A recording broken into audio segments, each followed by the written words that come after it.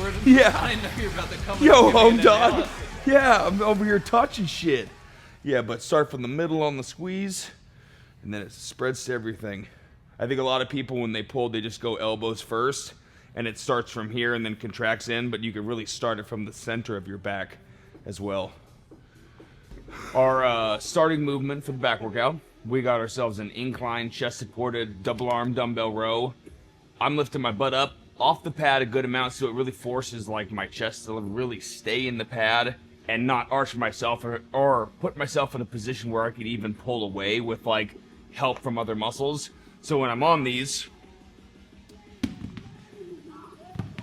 I'm more of in a position like this, and there's totally variations where I'll be like back like this, mimicking more of like a T-bar. But on this one, to start, I'm here, putting all of that load on my chest, a little bit of an arch up, and then squeezing with like a hammer grip position.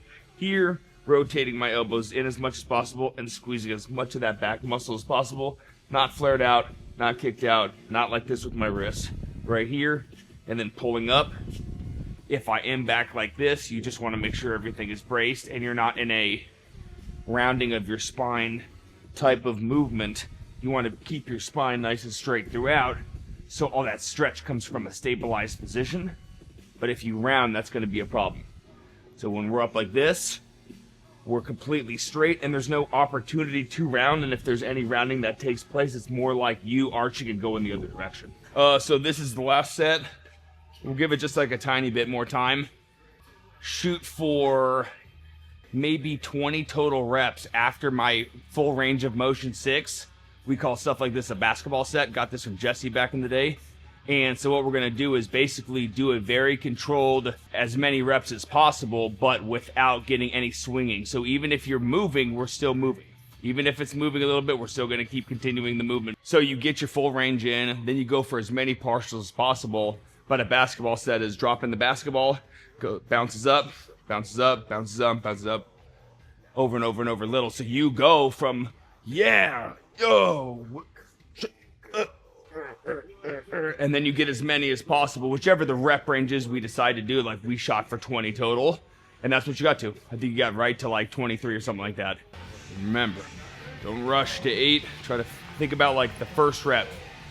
Fail at that one. Fail at number 2. 1. Yeah, dial that shit. 2. 3. Come on, right here. 4. Nice.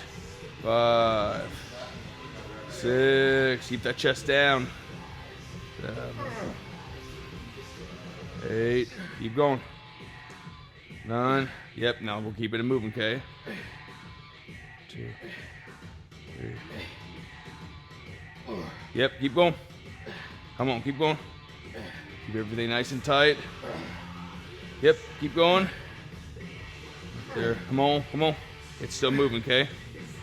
5 more now, come on. 5, 4, 3, 2, yeah, right here. 1. Good job. Perfect. Those are not moving at all. That's what we want. That? Yep, yeah, so you go till it doesn't. Basketball set.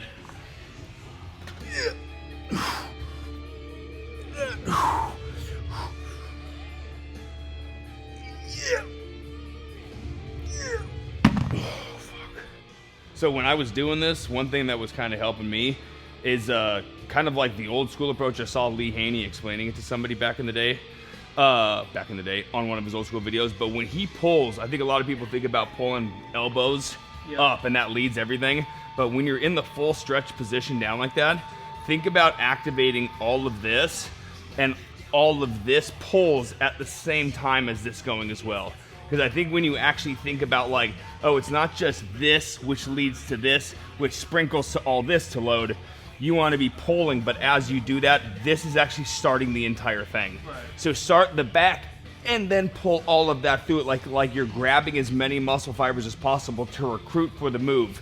And that gets from bracing and activating and saying, I'm going to get everything, instead of just being like, well, elbows are starting, then my delts, and then my upper back or something. It's like, no, it's like, oh shit, my back started this whole thing, and now I've got so much more activation. Nice. Good job, dude. That look all right? Yeah, great.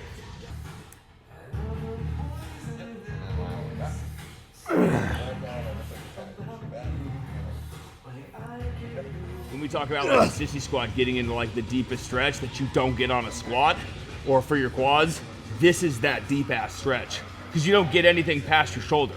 So if you start bringing your elbow past your shoulder, you see me stop there every time because nothing's pulling me that way anymore. The tension's gonna be gone. So you get the craziest fucking stretch possible behind your head and then bring it right to here. So one thing I do immediately on this is I actually go like this and let the dumbbell sit in my hands like that. So go ahead and do that with your fingers. Yep. Now try it. Put the hands away a little bit. Don't want to boop you. Now let it sit right here. Nope, let go. There. Now get that weight to sit perfect, right? You got it pretty good. It kind of like it can hang, like dangle in there. Now these stay tucked in.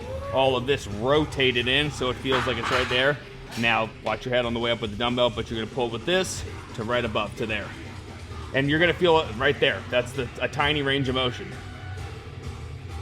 Yeah. Perfect. Yep.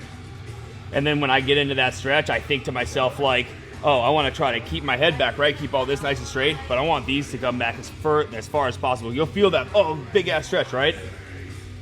What do we say about extensions? Hey, we're here for the contraction. We're here for the stretch, so let's get it. Yeah, you can see it. You'll see it in the video. When you get into that big ass stretch, this thing is just flared like crazy. Looks like you're doing a lat spread with your arms over your head. Constantly focusing on form, and not only constantly focusing on form, like critically thinking about like, oh, is my muscle fully lengthened? You know, like when you go up to something, oh, I want to stretch my chest, and you're like, there, I feel tension on my chest immediately. Do you feel that stretch in everything that you train? No? Well, then you might not be getting the results that you could be getting. Do you feel like a really hard ball up in your bicep when you squeeze? No? Does it feel kind of like foggy, like you get to the top and you're like, nothing's cramping, there's no like peak squeeze? You might be leaving some gains on the table, but the best part is you can get pretty good results by just getting those arms moving and stimulating, you know, the biceps to grow regardless of if there's a good mind muscle. So if you finally turn something on like Austin did, where he's like, God damn, dude, I turned a couple things in. I don't think I've ever really trained my lats 100% to a T. That's not necessarily a bad thing. That's like that should be like a growth, like in your brain thinking like, dude, I've been making decent progress in my back doing things wrong. I have finally unlocked 100% of my lats. Well, I'm good for the next 7 years. Like, I'm amped again, you know what I mean? That's a good thing.